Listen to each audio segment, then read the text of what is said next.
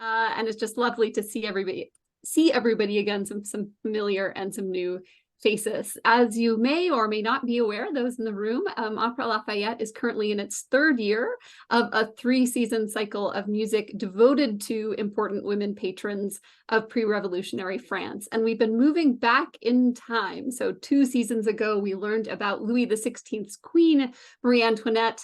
Last season, we learned about Louis XV's mistress, Madame de Pompadour. And now we're moving back even further to the turn of the 18th century with the secret wife, which we'll learn more about, of Louis XIV, and a whole new musical world to explore. We're really fortunate to be introducing the season as a whole with a historian and a musicologist today, who I'll just introduce briefly and then put their full bios in the chat. And indeed, as Jay said, they'll present and then we'll have some Q&A at the end. So feel free to hold your questions, put them in the chat for us to get to. So back by popular demand, you may remember her from last year, we're going to open with the historian Christine Adams, who's a professor specializing in European history at St. Mary's College of Maryland. She publishes primarily in French gender and family history. Her most recent book, The Creation of the French Royal Mistress, From Agnès Sorel to Madame du Barry, which she co-authored with Tracy Adams, examines the rise of the royal mistress as a quasi-institutionalized political position in early modern France. And that was such a key point of interest for us last year. She's currently working on a new book project called The Merveilleuses and Their Impact on the French Social Imaginary, which focuses on a young, stylish, and politically influential group of Parisian women right at the end of the 18th century. Again, I'll put the full bio in the chat. Then we're also so indebted to our second speaker, Professor Don Fader, who teaches musicology at the University of Alabama. His research takes in a broad spectrum of issues in 17th and 18th century French and Italian music. He's been the recipient of many fellowships, including a Bourse Chateaubriand and a fellowship from the National Endowment for the Humanities. And he's a prolific author, including most recently a really wonderful book called Music, Dance, and Franco-Italian Cultural Exchange circa 1700, which came out 2 years ago and follows the Prince de Vaudémont and Michel Pignolet de Montclair in their travels to Milan. It's both a patronage study and an examination of contributions to early 18th century cosmopolitanism by musicians and dancers working across national boundaries. So we have real experts. We're in the care of great experts today, and I will turn it over to them for this historical and musical introduction to the era of Madame de Maintenon.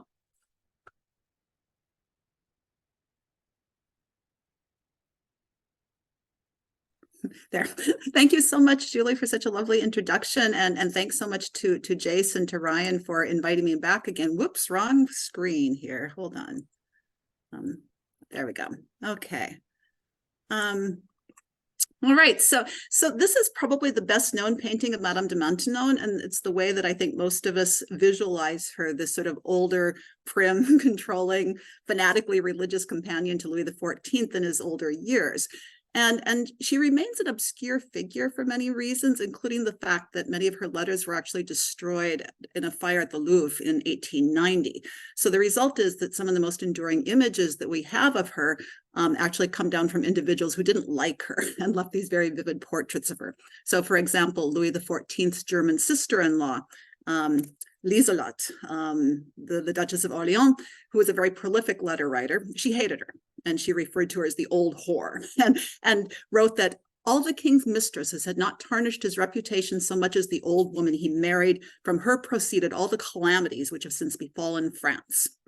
And then the dyspeptic court watcher, the Duc de Saint-Simon, he claimed that Maintenon exercised total power, all in a word, at her feet, everything without exception in her hand, the king and the state, her victims.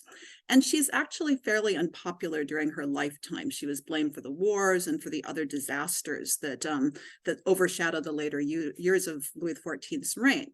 But that image is so narrow, and it prevents us from understanding so many things about her, such as why the King of France, Louis XIV, devoted the last 30 years of his life to her, giving up the smorgasbord of women that he had collected in his youth, and why so many people sought her out as a friend and confidant and were willing to offer her assistance and protection during the difficult years before she became the friend and then eventually the partner of the king. It also doesn't take into account her genuine interest in and talent for education, her devotion to the school that she patronized, Saint-Cyr, which we'll talk about in a bit. And it doesn't account for her love of good conversation and theater and music, which Dr. Fader is going to talk about in a bit here as well. Now, we do know that she was strikingly beautiful, something that many people comment on in her youth in particular. René de Saint-Léger described her as a mouth-watering beauty. And we know that she was extremely charming, she was extremely discreet, and she undoubtedly worked hard to develop these skills as a result of her complicated childhood and upbringing. So to understand the woman that she becomes and her role at court that Dawn is going to talk about some more, we need to go back and consider the circumstances of her birth, her childhood, and then her young adult years as she develops into the woman who will become Louis's companion. So she was born Françoise Dominier. She was the impoverished daughter of a felon, actually, and born in November of 1635. Her father, Constant Dominier, was the son of a famous Protestant poet named Agrippa d'Aubigné, who had actually served King Henry IV as a soldier. Now, Constant was apparently a charming but very reckless individual. He murdered his first wife. He murdered her lover. And so Françoise actually was born to Constant's second wife, named Jeanne, in prison, where her mother was actually caring for her father, who was serving time for various crimes. So not surprisingly, she has a rather unsettled and complicated childhood among often unwilling relatives. Now, she spent her early life with Protestant family members, actually. So she was raised Protestant, which is an interesting factor about her, given the reputation she'll develop later on. She's eventually badgered into converting to Catholicism and is sent to a convent for her education for a time. And it's in that convent that she becomes interested in education and methods of schooling. She's not actually thrilled with her education at the convent. So this is something that will become important to her once she becomes the patron of Saint-Cyr. The fact that she was so often imposed on friends and relatives who were not always kind to her meant that she learned to sort of dissemble her true feelings and act with discretion at a young age. So in 1649, she was brought to Paris, and eventually she was introduced to the famous burlesque writer Paul Scarron. Now, Scarron was brilliant, but he was physically disabled, and he was a lot older than Françoise, but he was totally captivated by her. She was all of 15 when they met. She's betrothed to him at the age of 16, and they're married in 1652. So this is an unusual marriage in some ways, but Scarron was actually quite celebrated as a writer, and she probably saw this as her best chance to find protection and support and have a more interesting life and not be forced to become a nun. So this marriage and Scarron's fame meant that she was able to become a regular in the flourishing Salon society of 17th century Paris. And this was really the center of intellectual and cultural and political discourse. And this is also where it became clear that Françoise excelled in the art of conversation, which I assure you the French take very seriously, right? So Scarron's friends and acolytes sort of took her under their wing. They taught her about literature. They provided her with some training in a number of languages, including Latin, Spanish, and Italian, and also composition. She may have actually helped to edit or contribute to her husband's later works. So it's also in these years that she acquired some very influential friends, including, I just put some of their names up here, Madame de Sablé, Ninon de L'Enclos, who was a famous courtesan, the author, Madame de Lafayette, the novelist, Madeleine de Scudéry, and she also got to know some famous authors such as Boileau, Corneille, La Fontaine, and Racine. In her position as Louis XIV's wife, she's going to serve as patron to literary figures like Racine. So in general, she socialized in very elevated circles given her birth, and she got to know individuals of the high nobility, such as the Duchesses of Richelieu and Montausier. So she has this sort of interesting intellectual, cultural life for a while. This phase of life comes to a very abrupt end in October of 1660, when Scarron died suddenly, and he left Françoise with about 10,000 francs in property and 20,000 in debt. So this meant she had to exploit her connections and rely on friends for assistance to get by. She's able to do so successfully, but these are clearly very difficult years. One of the things she was determined to do was to preserve her reputation for virtue. Given her beauty and her connections, it would have been fairly easy for her to turn to rich men for protection, but she was not apparently interested in doing so. So instead, she ends up supporting herself by providing various services, and mainly secretarial services, to influential friends. She also cares for and helps to educate their children, and she gets an excellent reputation for those skills. So luckily for her, her beauty, her appealing personality finds her friends and protectors who do provide her with material support during those years. Whoops. So anyway, so one of the sources of revenue actually comes from the Queen Mother, Anne of Austria, who continues Scarron's pension that he had received as a literary figure. So she has some financial help in those years. And she continues to attend literary salons. And this actually brings her into the salon orbit of one of her most important protectors, Louis XIV's future, very influential mistress, Madame de Maintenon. And here we see her at a young age when she would have met Madame Scarron. Okay, so let me talk briefly here about Louis XIV, since obviously it's going to be her relationship with him that's going to make Francoise into such an important figure. Louis came to the throne in 1643 at the age of about 4. His mother, Anne of Austria, served as regent during his youth, along with her friend and advisor, Cardinal Mazarin. Now, Louis asserted his majority and started ruling in his name in 1651. At the age of 13, but he really starts effectively ruling in 1661 after Mazarin's death. Louis was extremely handsome in his youth. Here we see him as a very young man dressed up for one of the ballets that he liked to participate in, right? He was kingly in his appearance. He showed very well. And he also showed his devotion to duty very early on, when despite his passionate attachment to one of Mazarin's pretty nieces, he agreed to marry the far less attractive Maria Theresa, or Marie Therese in French, the Infanta of Spain, who was the politically ideal match. But the marriage doesn't bring him a great deal of emotional satisfaction, and for the next 20 years, he lived the life of a libertine. He openly paraded his mistresses, but the marriage does symbolize his subordination of private interest to those of the state. Now, by the time Louis XIV becomes king, the royal mistress is in fact an expected and recognized presence at the French court, and women, of course, compete to hold this position because it has status and it brings a lot of benefits to them and their family. Louis undoubtedly slept with hundreds of women, for what we know, but there are only a few who achieve the status of official mistress, as it is sometimes called. His first was Louise de la Vallière. She was a member of the minor nobility. She was the mistress of Louis's youth. When the Queen Mother, Anne of Austria, Louis's mother, was still alive, his mother did not really create space for a powerful royal mistress to emerge. She was very involved in Louis's life. But by the time the Queen Mother dies in 1666, Louis's attention was already turning elsewhere, specifically to Françoise Athénaïs de Rochechouart, who is the Marquise de Montespan. Montespan was from one of the oldest and most important noble families in France. She was known for her beauty, her wit, her magnificence. She is also a very skilled political player. Courtiers turn to Montespan for favors and positions at court, so she's an important patron and broker, and that is why she is such a valuable friend to Françoise. Now, Montespan is also the person who very firmly established the position of royal mistress as an important patron of the arts. She was a patron of painters, writers, architects. Maintenon will step into that role when she takes over, right? And notably, Montespan and Louis had 7 children together. There she is with some of them.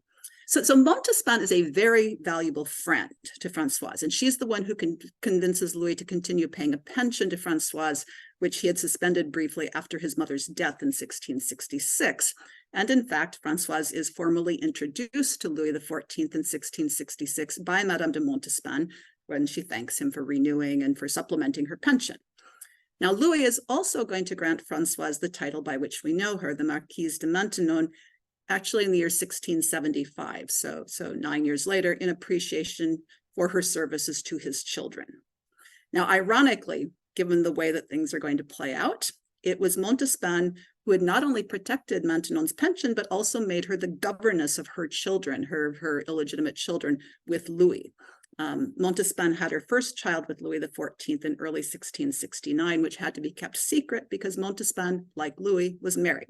And her husband actually wasn't particularly pleased about the fact that she was having children with the king, so they needed somebody who could take care of these children discreetly.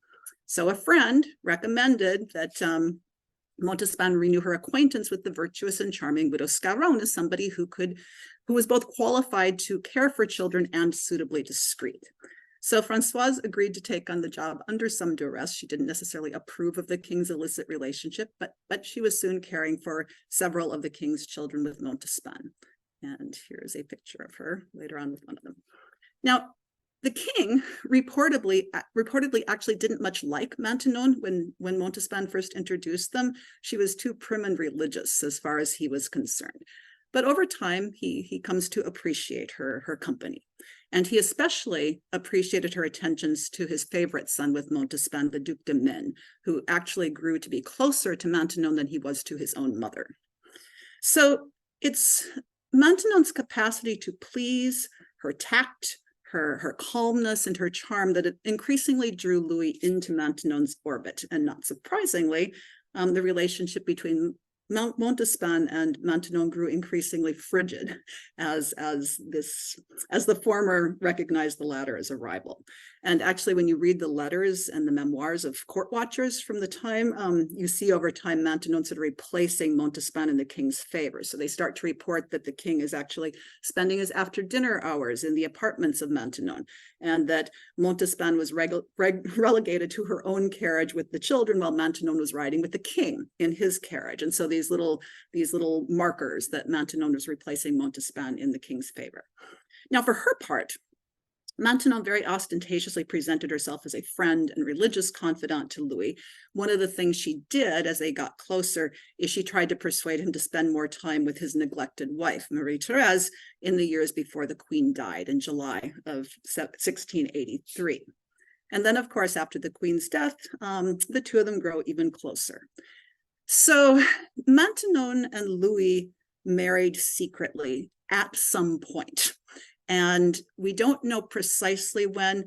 Mark Bryant, who is Maintenon's biographer and has written a recent and very complete biography of her, he suspects that it's about around October of 1683, which is only 4 months after the queen's death, actually.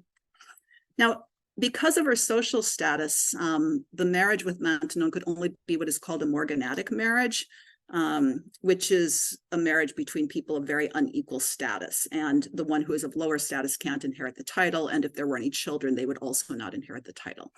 So she's not his official consort. Now, historians disagree actually on whether the two of them began an affair before their secret marriage. Some argue that they might have started sleeping together as early as the 1670s, but once again, Mark Bryant, he suggests that it was unlikely that Maintenon and the king began a sexual relationship prior to their secret marriage with the queen still alive, considering that Maintenon was renowned for her probity. Anyway, so we don't know.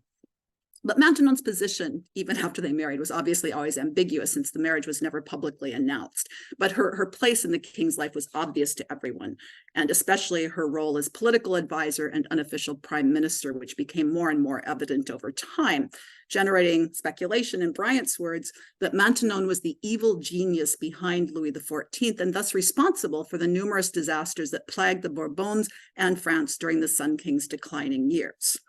Now, notably, many Protestant historians in particular hold Maintenon responsible for encouraging Louis's religious bigotry, and especially the revocation of what was called the Edict of Nantes in 1685. The Edict of Nantes had allowed French Huguenots or Protestants to practice their faith in France. Louis removes that guarantee, and so it becomes illegal to be Protestant almost 100 years after that edict was signed. It's very unlikely, actually, that Maintenon was personally responsible for its revocation. But that said, she was pretty ruthless with regard to religious conversions, especially her intense pressure on relatives to convert because she didn't want to be embarrassed by having Protestant relatives. And it's also true that Maintenon's religious interest played a huge role in her relationship with Louis. By the time they were married in their 40s, Louis was basically ready to sort of turn his back on his wild youth and settle in with her. And in fact, early in their relationship, Maintenon had really focused on the moral reform of the king and the court, and religion really remained a very powerful basis of their relationship and drew her into state affairs in some ways. The ballets and some of the music that Louis had enjoyed earlier in his reign and in fact participated in, that starts to shift under Maintenon. And that's something that Don is going to discuss in a few minutes here. So So Maintenon becomes increasingly important as a fixture of the court. Over time, Louis began working with his ministers and advisors actually in her apartments, and she becomes an integral part of the government. During the War of the Spanish Succession, which pitted France and Spain against much of Europe, Louis starts to rely on Maintenon even more heavily. She's essentially his wartime advisor. But mainly what she sought to do is to alleviate the burden that government business imposed on the king to the extent that she could, and it was often at her own expense. Now, it's also during the War of the Spanish Succession that we start to see Maintenon's Black legend develop. As the war started going badly for the French, she really becomes the focal point of popular hatred. It's always a woman who becomes the focal point of hatred rather than the king. You're going to find somebody else to blame. And so her adverse influence was held responsible for the army's poor performance because she exercised undue influence, people thought. The public even blamed Maintenon for things like bad weather or the ensuing subsistence crisis of 1709 because she had brought this widespread misery about by offending God. But Maintenon was still recognized as the most influential conduit to the king's favor. And as a result, of course, she was constantly subject to the importuning of relatives, friends, courtiers who wanted access to the king because she could make things happen for them. And she actually does so very effectively for the people she favors. Maintenon ends up being particularly generous to old friends who had helped her through the difficult years after Scarron's death. Now, Don is going to talk about Maintenon's musical interest and patronage, but I just wanted, before I turn things over to him, to very briefly touch on the most important and enduring concern that grew out of her long interest in the education of girls. And this is her school for young noble women, the Maison Royale de Saint-Louis à Saint-Cyr. Okay, this school actually grew out of a boarding school that was started by two nuns in the early 1680s. Basically, Maintenon was interested in providing a better education than she had gotten at the convents that she was forced to live in during her youth. So she wanted these young noblewomen in particular to get an education that would train them to be ladies of the nobility beyond the strictly religious education that the convents tended to offer. And she also wanted to make sure the girls were trained in the arts, including theater, which is something you did not get in a convent school, right? Now, this leads to a famous controversy at Saint-Cyr. Maintenon asked her old friend Racine, the famous writer, to write a religious play, Esther, for the students to perform. The production of this play, which premiered in 1689, was a big deal. The set designer was from the court, the king's musicians played the music, the king and other members of the court attended, but it ends up being too successful. Maintenon was worried that this went to the girls' heads. So she ends up, after that, banning Racine's plays from the school, and she doesn't allow the girls to perform for the court again, so they don't get ideas. Now, this play is actually controversial for another reason as well, and that's that Racine's play was widely interpreted as an allegory representing the downfall of his old mistress Montespan and the triumph of Maintenon. This is something that the Marquise de Lafayette comments on in her memoirs. In the end, Saint-Cyr ends up getting embroiled in religious controversy in the 1690s, and the school in the wake of that is transformed into an actual convent school. But the educational expertise she brought to its curriculum really influences girls' schools throughout France. And after Louis's death in 1715, Maintenon retired to Saint-Cyr, and that is where she died in 1719. So just one final marker of Maintenon's reputation and influence. Louis XV's most famous mistress, Madame de Pompadour, who was the inspiration, of course, for last year's Salon series for Opera Lafayette, she would explicitly model herself on Maintenon after her sexual relationship with the king ended. And according to Pierre Nolak, Pompadour was actually one of the first subscribers to Maintenon's semi-fictitious memoirs that were published by Laurent Angleville de la Beaumelle when they became available in the 1750s. So Pompadour looked back to Maintenon to get advice on how one acts as a political mistress, essentially. So let me turn things over to Don here. Okay, let me share my screen here. Let's go to the beginning. I should thank Opera Lafayette and Julia Doe for inviting me. This Salon series is a really wonderful thing, and it's a great pleasure to be involved in it. My task is to describe the the role that Madame de Maintenon plays in the musical culture of her time. And I should say, this is a very complex period. It's a problematic period, which of course makes it interesting. It's often referred to as transitional, which is always a dangerous thing to say. Some people call it the pré-rémiste period, that is a gap in between two great composers, Jean-Baptiste Lully and Jean-Philippe Rameau. In fact, it's a period in which there's a great deal of change, and the very role of music, the moral role of music, is in question. And Madame de Maintenon is very much at the center of all of these changes and all of this questioning that's going along. So I will try and do my best to pick this complex situation apart, and I'm going to just give you an overview of what I'm planning to do. I'm really going to talk about two different things, and that is Madame de Maintenon herself as a music patron, as Professor Adams was saying. I'll speak a little bit about that.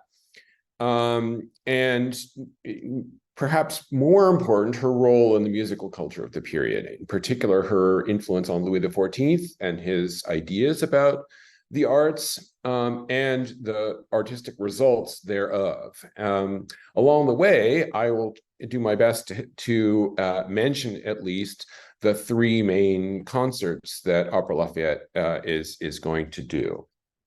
So first, Madame de Maintenon as musical patron.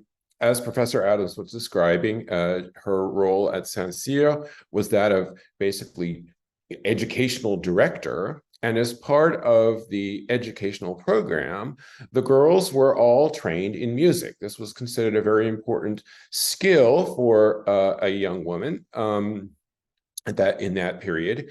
And it played two basic roles. Music played two basic roles in the girls' lives at Saint-Cyr. One was diversion. It was considered an important thing to be able to do to divert yourself and your friends and your company if you got married. The other was to sing the liturgy in the chapel of Saint-Cyr itself. So they were taught music for two important purposes, and they had two main, one after another, a main teacher, the director of music at Saint-Cyr. The first director from the inception of the Maison from 1686 to his death in 1714 was Guillaume Gabriel Nivert.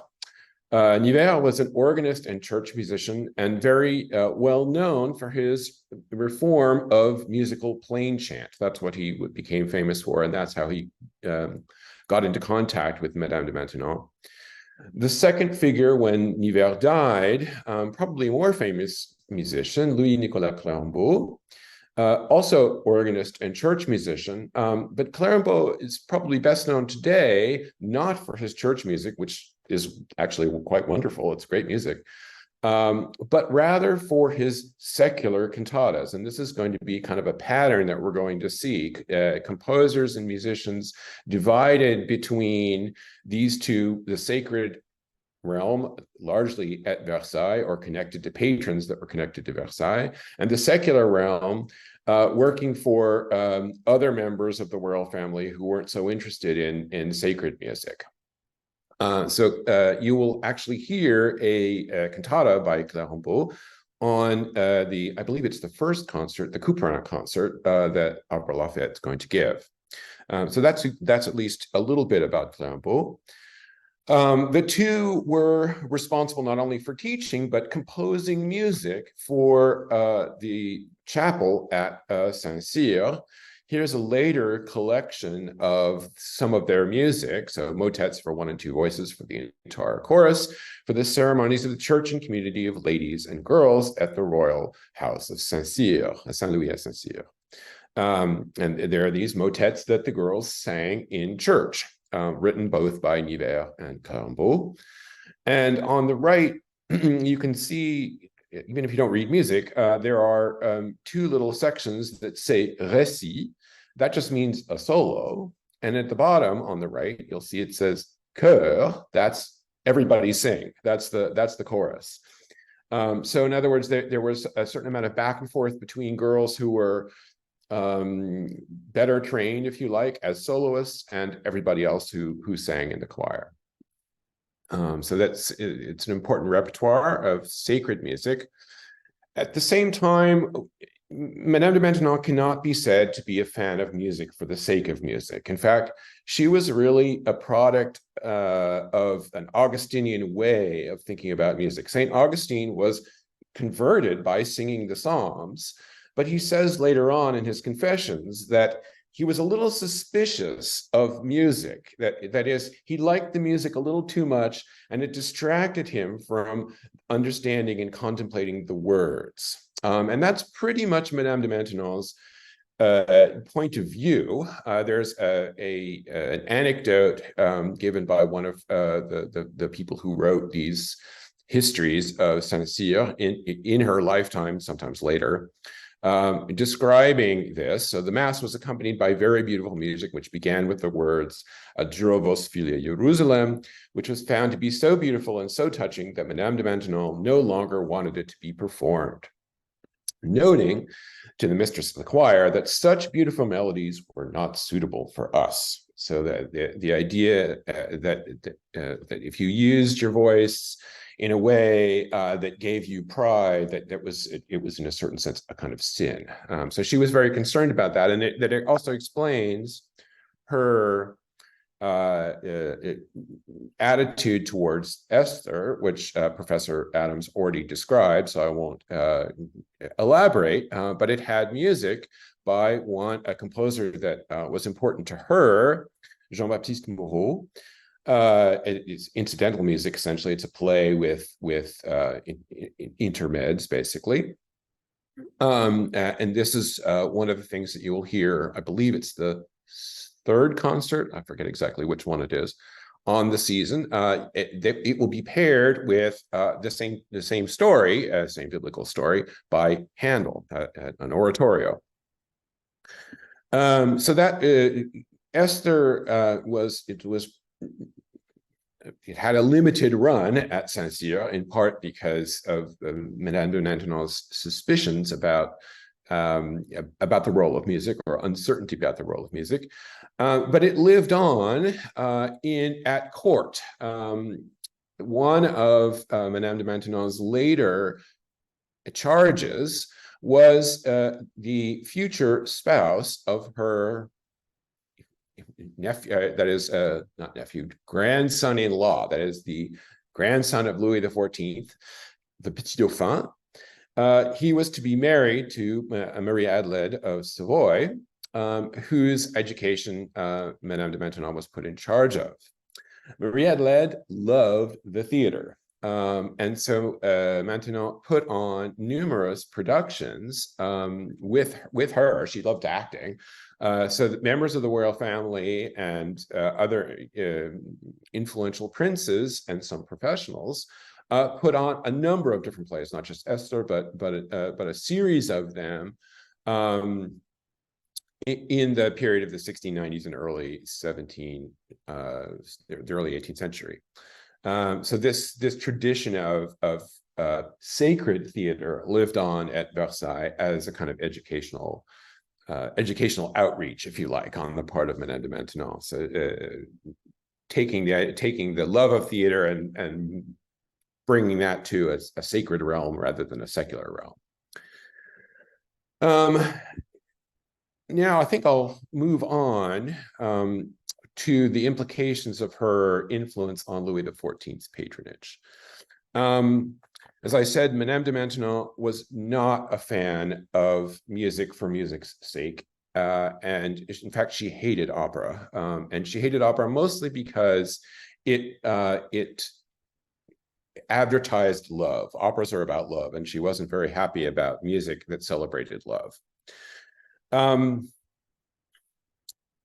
Unfortunately, or fortunately, depending on how you want to look at it, she married a music lover. Louis XIV really, really liked music a great deal. He was a very good dancer. He played guitar himself. And he knew music very well. Apparently he sang his own praises in the music of Jean-Baptiste Lully.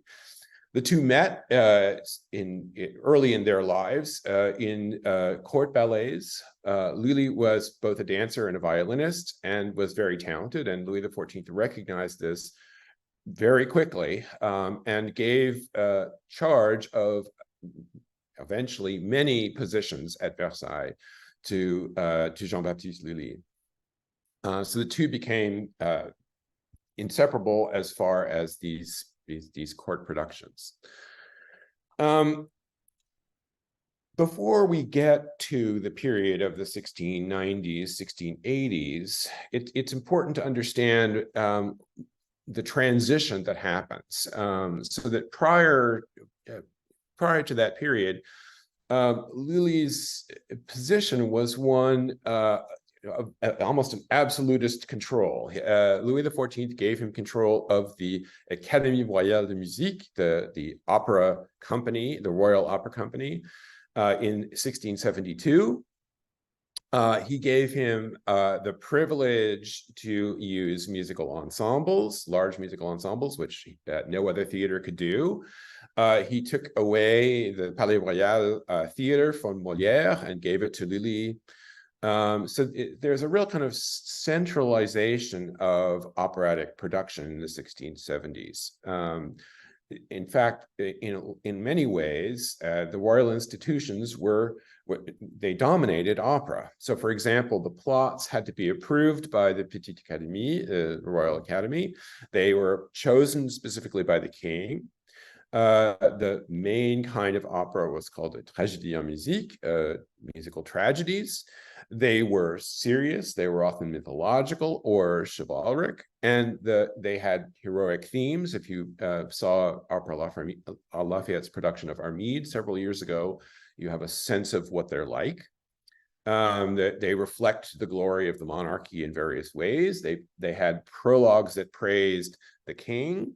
They were written for performance at court and then only later given at Paris. So there's a real kind of centralization of operatic production at the court.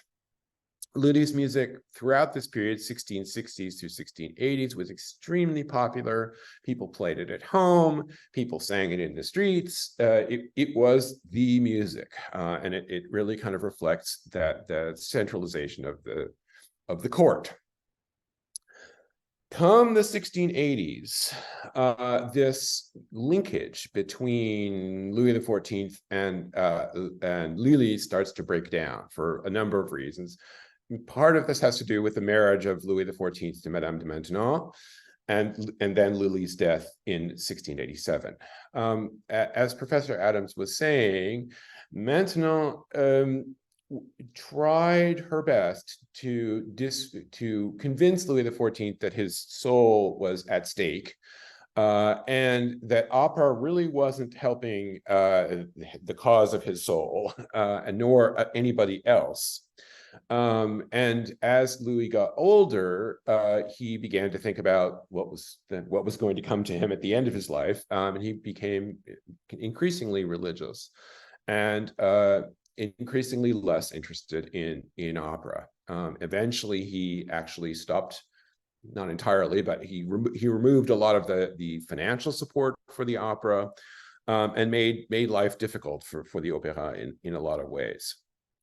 So at Versailles, we have a dominance of sacred music, because just like putting on sacred plays, the king still loved music, and the outlet for it was music in the royal chapel.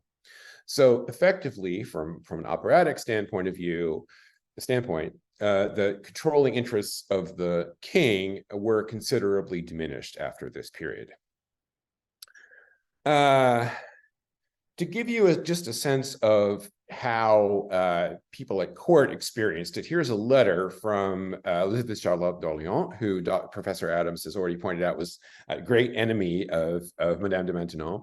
And in fact, in this letter, Elizabeth Charlotte blames Madame de Maintenon for the sad state of the theater. But Lieselot says in this letter, it's the letters in German, A preacher was complaining in a sermon at Versailles that the theater aroused the passions. And the king turned to me, Elizabeth Charlotte, and said, he doesn't preach against me, who doesn't go to the theater anymore, but against you others who like it and attend. I said, although I like the theater and I attend, Monsieur d'Argens is not preaching against me. The theater has no effect but to divert me, and that is not at all bad. The king became as silent as a mouse. Now, whether that happened or not actually happened, we don't know, but we know that the king tried to dissuade his relatives from going to the theater and made life for the theaters somewhat difficult. That came to a head in 1697 when the Italian theater, the Comédie Italienne, supposedly produced a play called La Fausse Prude, the False Prude, which was interpreted as a criticism of Madame de Maintenon. At that point, Louis XIV closed their theater. And here's an engraving that's attributed to Watteau, showing the poor Italian comedians being thrown out of their theater with a good bit of theatrical posturing to go with it. So that event was an important point in the sort of shift away from Versailles to Paris. So just to kind of summarize the events here, or the effects here, the influence of Versailles declines in the world of secular music, in particular opera.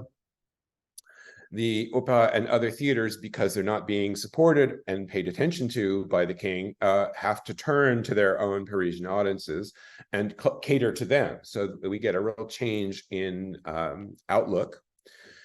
The second thing that happens is that the vacuum of patronage, when Louis XIV exits the sphere of secular patronage, other powerful members of his family take over, and they don't always have the same interests that he did.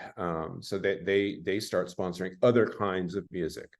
So the results are essentially, from the 1690s onwards, an explosion of new kinds of music, new genres of music and theater, and a shift away from the dominance of Lully's musical style, in particular towards that of Italy, which had been kind of neglected under Lully. It's a little bit complicated, but that's the simple version.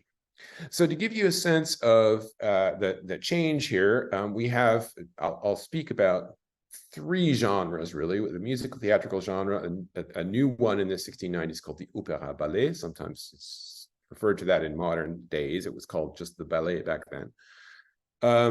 So in musical theater, the ballet, and in chamber music, sonatas and cantatas, which really came from Italy. There hadn't been any pretty much in France until the late 80s and early 90s. So that was another new development in chamber music, and they came from Italian sources. So there's the influence of Italy there. To give you a sense of the change on stage, here's a scene from a tragédie en musique by Lully. It's from Thésée. What I want to emphasize is the change in the way the plots worked and the spectacle worked. As I said, the tragédie en musique was dominated by mythology and chivalric plots. The characters tended to be gods and kings and princes, very important folks, and hierarchy was extremely important. As you can see here, there's the hero is wearing his Roman costume with a sword, and he's got the biggest helmet, and he's being somebody's asking him for a favor. Clearly, we don't know exactly what's happening here necessarily, and then he's got the court to his side. So there's a very distinct hierarchy of characters here. Lully removed comedy from the tragédie en musique. His first few operas have some comic characters, but they were banished pretty quickly. And there was a certain amount of dance, and the dance was very important, but it was confined to specific types of scenes called divertissement, sort of the entertainment the entertainment section of each act, if you like. So we have that kind of a plot, that kind of a dramatic scenario under Louis XIV. In the 1690s, in these new ballets, we have a very different kind of different kind of plot, an explosion of different kinds of plots, you could say. That's a great variety. Dance and spectacle is center stage. There's lots of it there. It's not always confined to divertissement, so it's very important that so there's a lot of fun things happening on stage. And you have different kinds of plots. You could have, as is represented here, this isn't a stage production, but you might imagine that a stage production like this, so-called fête galante, an artistic type, an artistic genre, but also important in these ballets. There are a number of ballets that are called the something galante, l'Europe galante, for example. It's really about having a good time. And what we see here is not a hierarchical situation. There are a bunch of nobles having a good time. Some are dancing, some are talking, some are doing other things. It's not a hierarchical situation at all. We have then ballets that are comic. You are going to hear a premiere of Les Fêtes de Thalie, a ballet, one of these ballets, composed by Jean-Joseph Mauret. This is a fully comic ballet. Thalie is the muse of comedy. So a complete ballet that's completely comic. You have especially Italian settings. Those are popular because of the departure of the Italian comedians. This is a scene from the Carnaval de Venise by André Campra, one of the main composers of these ballets of this period. And here's a setting in not mythological, not historical. It's an actual place. There it is, the Piazza of Saint Marco, with normal characters in everyday 18th century, early 18th century dress. So that was a real kind of shift on stage. It's not that the tragédie en musique went away. They're still being written, but it shares the stage with these ballets that are more oriented towards the interests of this new audience that shifts away from Versailles. The other thing that happens, which I'll go briefly over, is that these new princely patrons. The son of Louis XIV was a real patron of the opera during this period. He's a supporter of the opera. He didn't have a lot of money, but he was a moral supporter. And then you have other patrons who start cultivating new kinds of music, including Philippe II of Orleans, who becomes a regent after Louis XIV dies in 1715. Philippe was known as a cultivator of Italian music. He's one of the people who cultivates these new genres of the sonatas and cantatas that come from Italy. And he actually brings over Italian musicians and composers. So we've got Michele Mascitti, for example, here, Giovanni Battista Stuck, Giovanni Antonio Guido, all of these Italian composers who are writing not only Italian cantatas and sonatas, but sonatas that mix Italian and French characteristics in French cantatas. That mixing is another characteristic of this period. So we've got the style of Lully mixed together with these new Italian genres that are coming from Italy. One of the most important composers, and I'll finish with Couperin, is François Couperin. In fact, Couperin's music also does a lot of this mixing, and you're going to hear an entire concert of music by Couperin. This is probably the most famous instance of that. It's a collection of what he calls concerts. They're basically little sonatas, and some of them are not so little. There's a large sonata, a trio sonata here, that Couperin called Les Goûts Réunis, so the styles reunited. So Italy and France brought back together in the 1720s. So I think I will stop there. But just to kind of conclude this, you have a really complicated period in which it's not just a gap between two famous composers, but rather an important moment of social, cultural, and aesthetic change that really heralds the developments of the 18th century. So I thank you.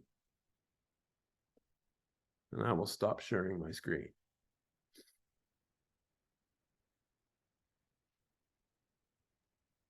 Well, thank you guys so much. That was actually really fascinating.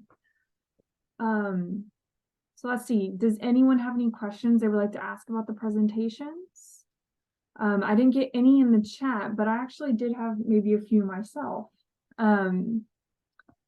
So Christine, this one's more towards you, or actually both of you might know this. Why be secretly married? Was that due to her status at the time? Or, I mean, if the queen was already passed, Yeah. I'm kind of curious the secrecy behind it. You know, it is really sort of strange. I think it was just so unusual for a king to marry somebody who was not royal. And his first marriage was to the premier catch in Europe, right? I mean, that she was his first cousin twice over, and you know, he married her to end a war. He married her because she was the only person who matched his status.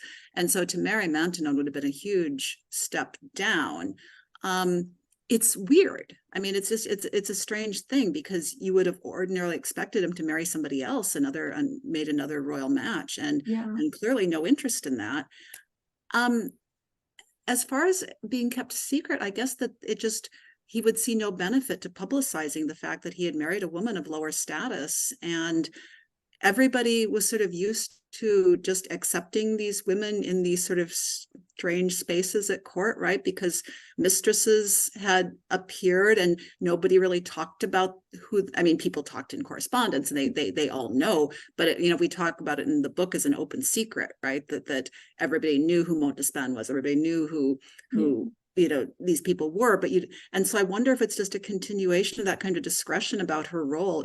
And the fact that they were married was just because she would have demanded it for religious reasons. So your guess is as good as mine as far as that goes. Maybe Don has a different take on it. So I think your explanation is an excellent one. I mean, it didn't do Louis XIV any good to advertise such a thing, right? And he'd been very clever about how he arranged the marriages of the other female members of his family, and had formed all of these alliances already. So he didn't really need an extra, so to speak. Right. Well, and he was also involved with Maintenon's help, as it turns out, in arranging the marriages of his illegitimate children, to the great displeasure of the Duchess of Orleans. One of the things that she was angriest about was that her son, the Duke of Orleans, had to marry one of the king's bastards, right? And they were busy with marriage arrangements, but not discussing their own. So okay. Well, let's see. I did get a message in the chat. This is from Karen. She said, you mentioned the era was called the gap between two great composers, Louis and Rameau. Was Couperin not considered because he didn't write for the stage?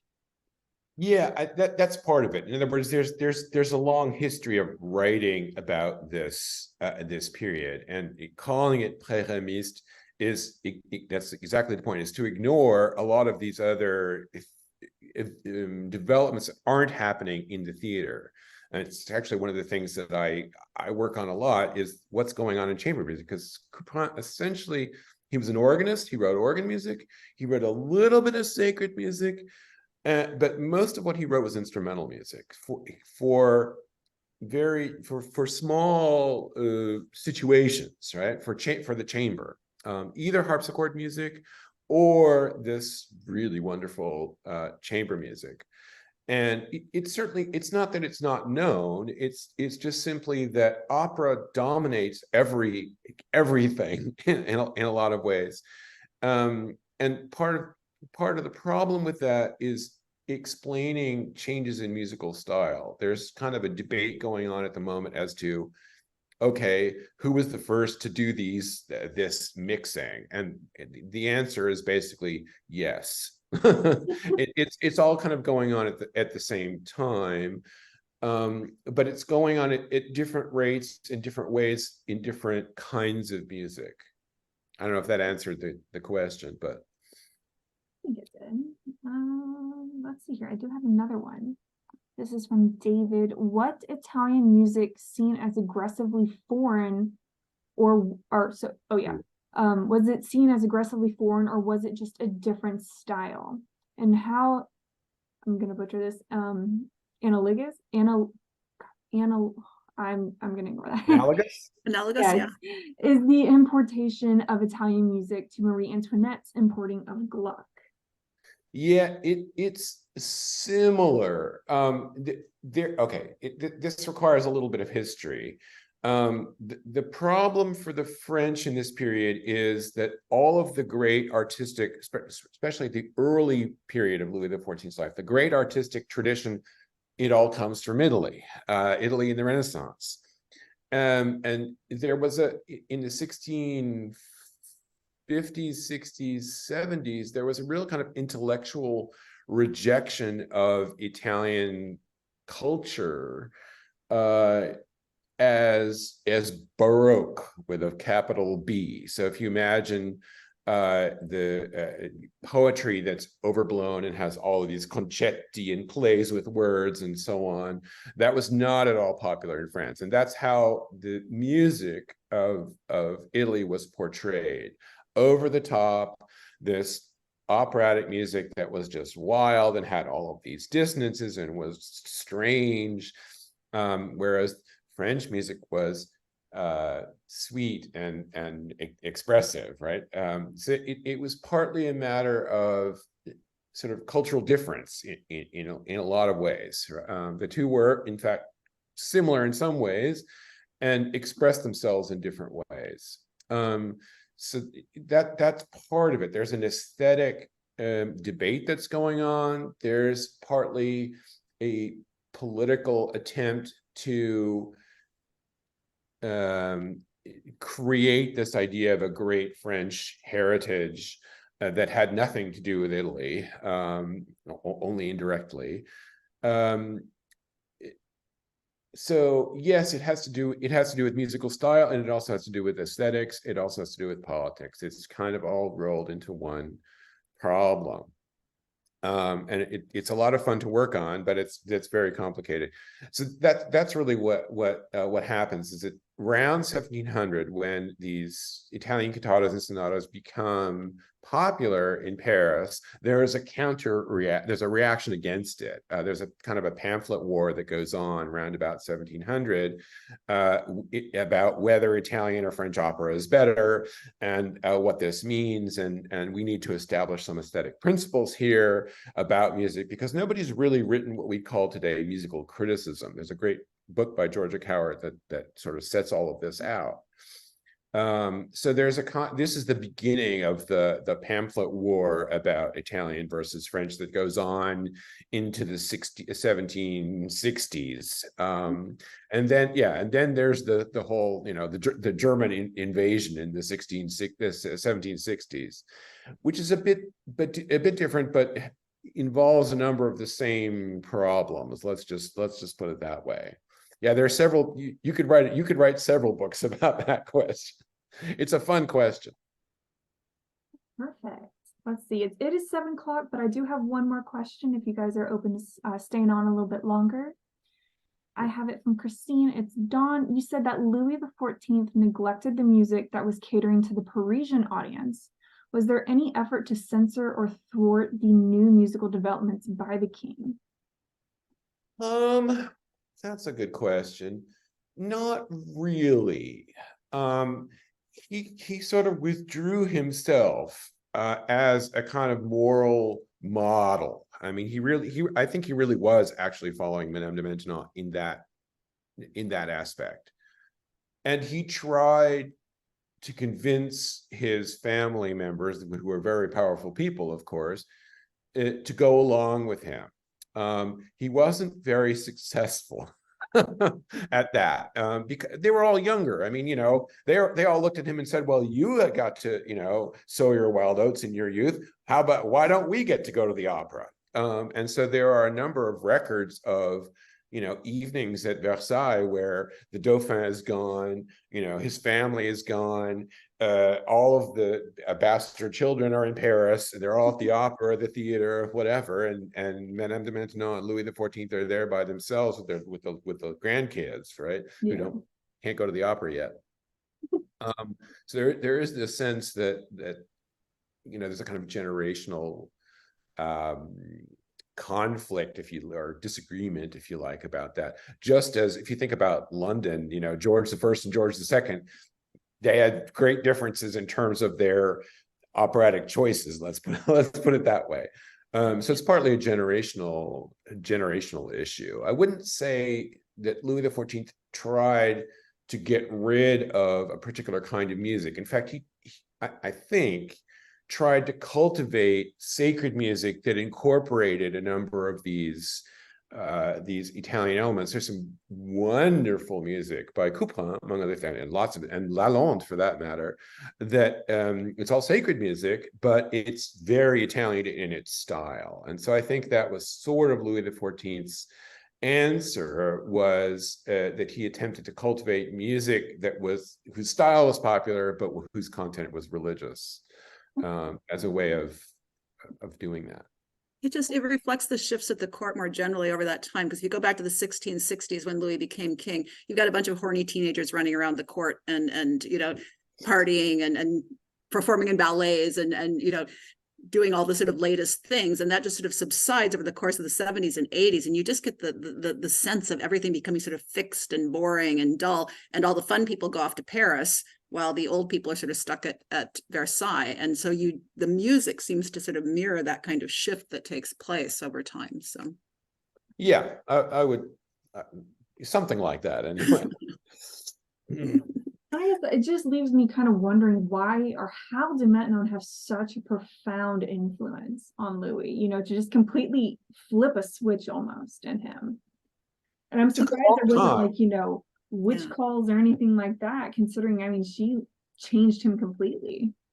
They started having these long, deep conversations about the children first. That she would write to him about the Duc de Min, and they would and then she started talking about that maybe it's not such a good idea that he's spending all these time with women, and that maybe he needs to start thinking about, that she was apparently really charming and really able to.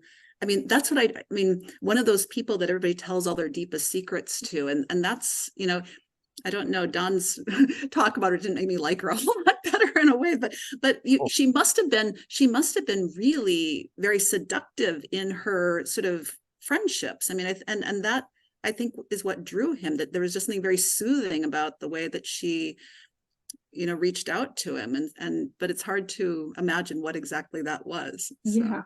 And the other thing I would say is that it's not like snapping your fingers. We're talking about it was years or so, a pretty long time that the two knew one another.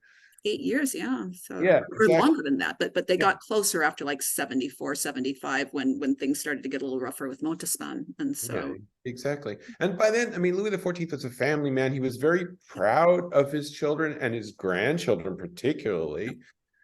So I think it was more of an evolution than a kind of change. It's true that Maintenon is kind of a mystery in the sense that she was obviously extremely insightful about people and was good. Educators are, I'd say it, but educators are good at manipulating, figuring out what, the student needs and manipulating them. I probably shouldn't say that, but working with them to move them in a particular direction. Right? And she was obviously very good at that. She played on his guilt a lot, right? And that was something that because he did feel guilty about his private life. And one of the things, he had a really, from everything we know, a voracious sexual appetite. And one of the things that Maintenon was not thrilled about was once they got married, all the time, and she was exhausted by his sort of demands on her physically, and so she replaced the other women in that way too, and so it's a very complicated mix of things. Yeah. So anyway. Well, I just want to say thank you guys so much for joining us. This was great. I really loved learning more about, this season's theme, because she is so different from her last two seasons, not being a music lover herself or anything like that. But if He anyone had a has complicated any, relationship with music, that's for sure. yeah. I'm gonna say if anyone has any more quick questions, we can take one more. If not, thank you so much for joining us this evening. We really do hope to see you in 2 weeks on October 4th when we have Sarah Shukla and Jacob Ashworth join us for a more in-depth look into Francois Couperin, which the concert on October 25th will be performing. But yeah, Thank you so much, Jace. Thanks everybody for coming. thank you. So We really love having you guys join us. Thanks for the Talk to you soon. questions. yes. Thank you. It was lovely. Really, really interesting.